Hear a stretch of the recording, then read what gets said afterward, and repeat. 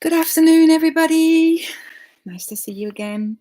We've got a few more chapters to go, so I'll just keep on going, keep reading this book until we're finished, and then I'll find out whether you guys want me to continue this or not, because not many of you are watching. Chapter 11. Bengal soldiers were all revived by so much meat and beer, and every one of them must have wanted those 20 white horses, because they started frantically searching for Jonathan.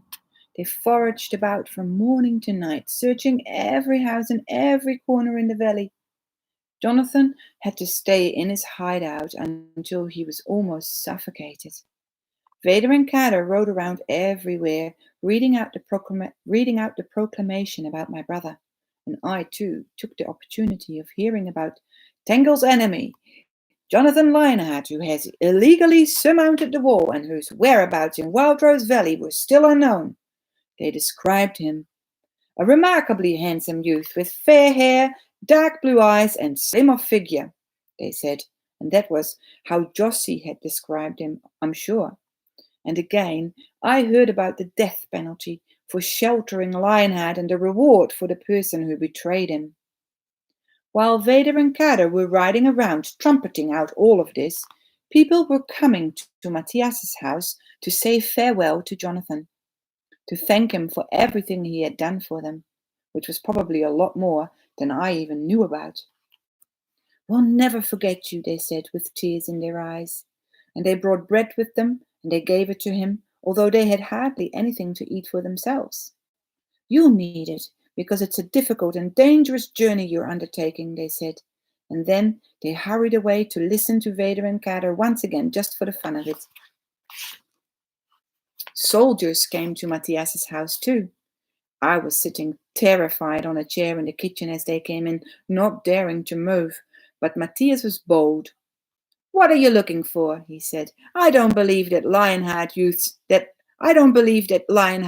even exists. It's something that you guys have invented so that you can go around messing up people's houses." And they certainly did mess up the place. They began in the little bedroom. They tipped out all the bedclothes onto the floor, and then they foraged through a cupboard in here, heaving out everything that was inside, which was fairly silly. Did they even really think that Jonathan was hiding in a cupboard? "Aren't you going to look inside the pot cupboard too?" said Matthias, but that made them angry. And then they came out into the kitchen and they sat about the sideboard, and I sat on my chair feeling the hatred riding up inside me. It was that evening that we were going to leave the valley, Jonathan and I thought that if they found him right now, I wouldn't know what to do. They couldn't be so cruel that they would catch Jonathan during his last hours in the valley. Matthias had stuffed the sideboard full of old clothes, sheep's wool, and other things to muffle any sounds from the hideout, and they hauled the whole lot out onto the kitchen floor. And then I wanted to scream so that the house fell down. Yes, because one of them put his shoulder against the sideboard to push it to the middle.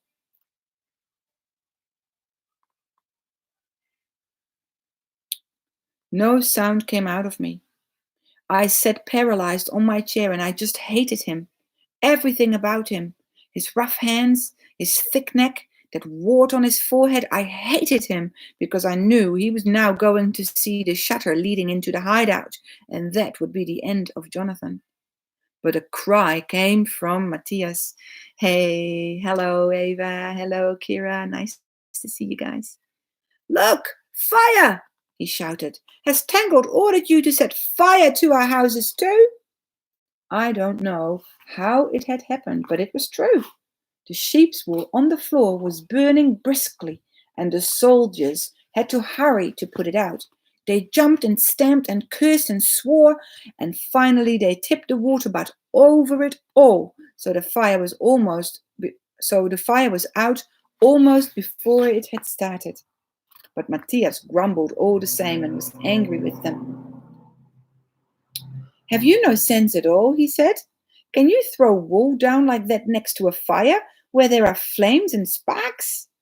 The soldier with the wart was furious. "Shut up, old man," he said, "or I know several ways of shutting that mouth of yours." But Matthias would not let him frighten him. "I hope you're going to clean up after you," he said. "Just done. The place looks like a pigsty." Now that was the right way to get them away. "Clean up your own pigsty, old man," said the man with the wart, and he went out first, the others following, leaving the door wide open behind them. "They've got no sense at all," said Matthias. "What luck the fire started," I said. "What luck for Jonathan." Matthias blew on his fingertips. "Yes, small fires are quite good things sometimes," he said, "though you get burned when you scrape red-hot charcoal out of the fire with your fingers." But that wasn't the end of our miseries, whatever I'd thought. They searched the stable for Jonathan too, and then the soldier with the wart came to Matthias and said, "You've got 2 horses, old man. No one in Wild Rose Valley is allowed more than one. You know that. We'll send a man over from the other side tonight. He'll fetch the one with the white blaze. You'll have to give that one to Tangle." "But that's the boy's horse," said Matthias. "Oh, yes? Well, it's Tangle's now, anyhow." That's what that soldier said, and I began to cry. We were to leave Wild Rose Valley that evening, Jonathan and I. Our long underground passage was finished. Not until that moment had I even thought about it. How on earth were we going to take Grim and Fjalar with us? They couldn't crawl along an underground passage. What a fool I was not to have thought about that before, that we would have to leave our horses with Matthias. That was bad enough, but why should things turn out even worse? Tangle would take Fjalar, my beloved Fjalar. I can't understand why my heart didn't break when I heard that. The soldier with the wart hauled a little wooden tag out of his pocket and held it under Matthias's nose. "Here," he said, "write your house mark on this."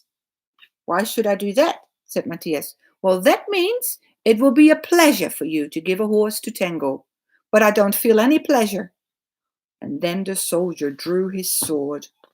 "You certainly do," he said. "You will feel great pleasure, and this is where you're going to put your house mark right now. And then you give the tag to the man who comes over from Kamanyaka to fetch the horse, because Tangle wants proof that you've given it voluntarily. Do you see, old man?" he said, pushing Matthias so that he almost fell over. What else could Matthias do? He wrote down his house mark, and the soldiers went off to search elsewhere for Jonathan. It was our last evening with Matthias. For the last time we sat down at his table, and for the last time he offered us soup. We were sad, all 3 of us. I most of all. I cried because of Fjalar, because of Matthias. He had almost been my grandfather, and now I was going to leave him. I cried too because I was small and scared, and I could do nothing about soldiers coming like that and pushing my grandfather around. Jonathan was sitting in silence. He was thinking, and suddenly he mumbled, "If only I knew the password." "What password?" I said. "Well, you have to say that password when you go in or out through the main gateway. Didn't you know that?" he said. "Yes, I know that," I said. "And I know what the password is. It's all power to Tangle our liberator. I heard Jossie say it. Didn't I tell you?" Jonathan stared at me. For a long while, he just stared at me, and then he began to laugh.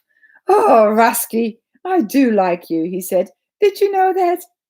I didn't understand why he was so pleased about the password, because he wasn't going through the gateway anyhow. But I was also a little pleased in my own misery, because I had been able to cheer him up with such a little thing. Matthias had gone into the bedroom to clear up, and Jonathan rushed in after him. They talked in low voices, they talked in low voices to each other in there, but I didn't hear much, except when Jonathan said, "If I fail, then you will look after my brother, won't you?" And then he came back into me. "Listen now, Rusky," he said. "I'll take the pack and go on ahead, and you must wait here with Matthias until you hear from me again. It will take quite a while, because I've got a few things to arrange first." Oh, how I dislike that. I've never been able to bear waiting for Jonathan, especially when I'm afraid all the time. And I was afraid now because Who knows what could happen to Jonathan on the other side of the wall? And what was he thinking of doing that might fail? You mustn't be so frightened, said Jonathan. You're Carl Lionheart these days. Don't forget that. And then he bade Matthias and me a hasty farewell, crawled into the hideout, and I saw him vanish down into the underground passage. He waved. The last thing we saw was his hand waving to us. And then we were left alone, Matthias and I. Fatty Doddick, he doesn't know what kind of mole there is burrowing under his wall at this moment, said Matthias. No, but suppose he sees when that mole sticks its head out above the earth, I said, and then he throws his spear. I was sad. I crept out to the stable to Fjallar, for the last time seeking comfort from him.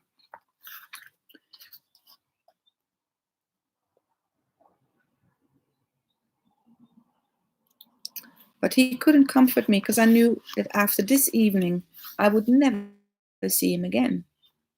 It was dim in the stable. The window was small, letting in very little light, but I saw how eagerly Fjallar turned his head as I came in through the door. I went over to his stall and threw my arms around his neck. I wanted him to understand that it wasn't my fault what had to happen. Though perhaps it is my fault, I said, and I cried. If I had stayed in Cherry Valley, then Tangle would never have got hold of you. Forgive me, Fjallar, forgive me. But I couldn't do anything else. I think he knew I was sad because he nuzzled my ear with his soft nose, as if he didn't want me to cry, but I did cry. I stood there with him. I cried and I cried until there were no more tears inside me. And then I groomed him, and I gave him the last of my oats. He shared them with Grim, of course. I thought such terrible thoughts as I groomed Fjallar. May he drop dead, the man who was to come and fetch my horse, I thought. May he die before he gets across the river. It was terrible to wish things like that. It really was, and it didn't help either. No, he was almost certainly already on board the ferry. I thought that ferry they carry all their stolen goods away on. Perhaps he had already landed. Perhaps he was just coming through the gateway and would be here any moment now. Oh, Fjallar, if only we could flee together, you and I. And just as I was thinking that, someone opened the stable door and I cried out. I was so frightened. But it was only Matthias. He had begun to wonder what I was doing for so long, and I was glad the light was dim in the stable so that he couldn't see that I had been crying again. But he probably realized that I had all the same, because he said, Little lad, if only I could do something, but no grandfather can help with this. So just cry. You cry, my boy. And then I saw through the window behind him that someone was out there, coming towards Matthias's place. A Tangleman, the one who was coming to fetch Fjallar. He's coming, I cried. Matthias, he's coming. Fjallar whinnied, upset when I cried out so despairingly, and the next moment the stable door was jerked open and he was standing there in his black helmet and black cloak. No, I cried, no, no. But then he was already by me and he threw his arms round me. Jonathan did, because it was him. Don't you recognize your own brother? He said. As I struggled against him, he pulled me over to the window so that I could see him properly, and yet I could barely believe it was him. He was unrecognizable because he was ugly, uglier than me even, and certainly not a remarkably handsome youth. His hair was hanging down in wet strips, and it wasn't shining like gold, as if he had stuffed a peculiar lump of snuff under his and it wasn't shining like gold, and he had stuffed a peculiar lump of snuff under his upper lip. I didn't know anyone who could become so ugly with so little. He looked funny. I would have laughed if there had been time, but Jonathan clearly had no time for anything. Quick, quick, he said. I must leave at once. The man from Carmanyaca will be here any minute now. He held out his hand toward Matthias. Give me the tag, he said, because I'm sure you'll give both your horses to Tangle with great pleasure, won't you? Yes, what do you think, said Matthias, pressing the tag into his hands. Jonathan put the tag into his pocket. I have to show you that at the gateway, he said. Then the senior guard, I'm not lying. It all happened so quickly. We saddled the horses faster than ever before, while Jonathan told us how he had got in through the great gateway because Matthias wanted to know. It was simple, said Jonathan. I gave the password that Rusky had taught me. All power to Tangle our liberator. And then the senior guard asked, Where have you come from? Where are you going to? And what is your errand? From Carmanyaca to Matthias's farm to fetch 2 horses for Tangle, I said. Past, then, the guard had said. Thank you, I said, and here I am.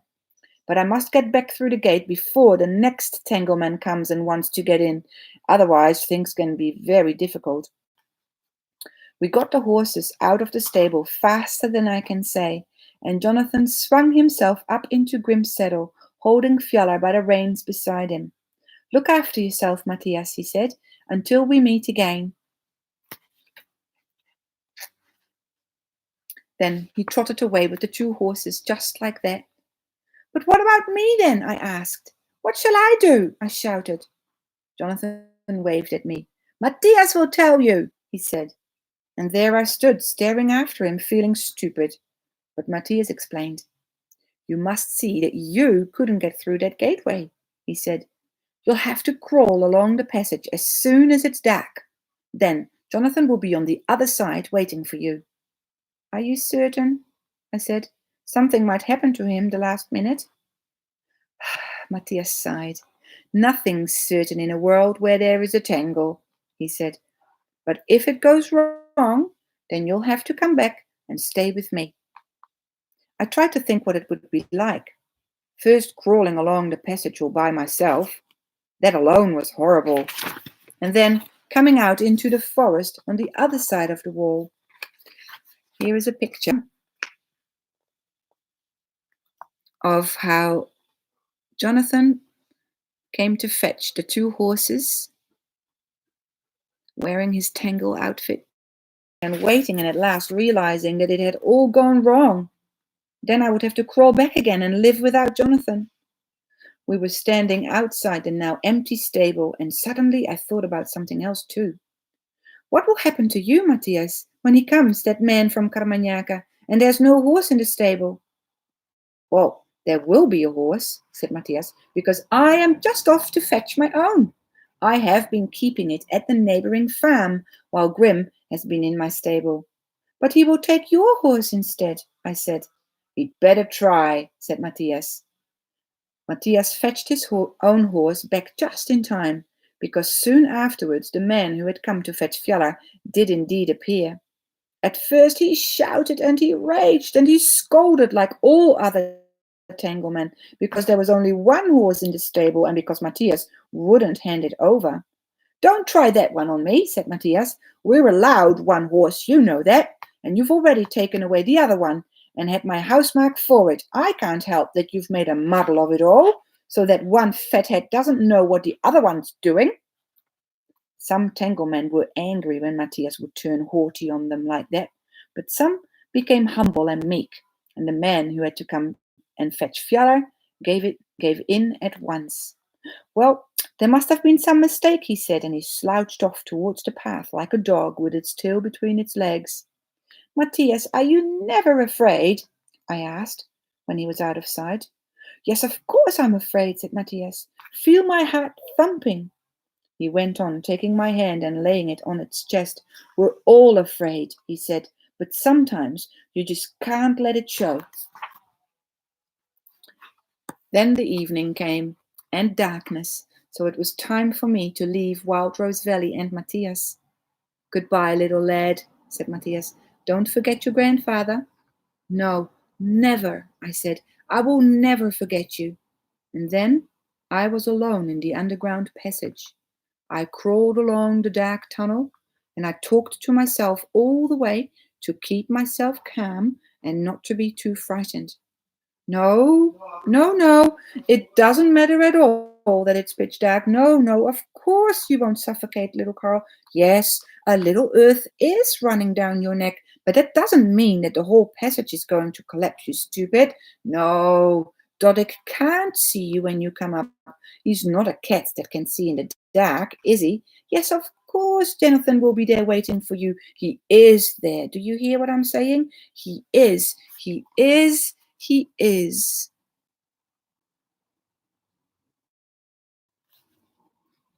And he was. He was sitting there on a stone in the dag. A little away from him, you could see Grim and Fjeller standing under a tree. Well, Carl Lionheart, he said, here you are at last. The adventure, right? Well, I love the story as much as you two do, Ava and Kira. So it's really nice that you guys tune in every day. It's really nice. Lots of, oh yes, a whole bunch of really cool emojis. Watermelons, bread, donuts. I'm going to make some donuts tomorrow, I've decided. I need to practice. I've never done it before. Have you guys been doing lots of baking?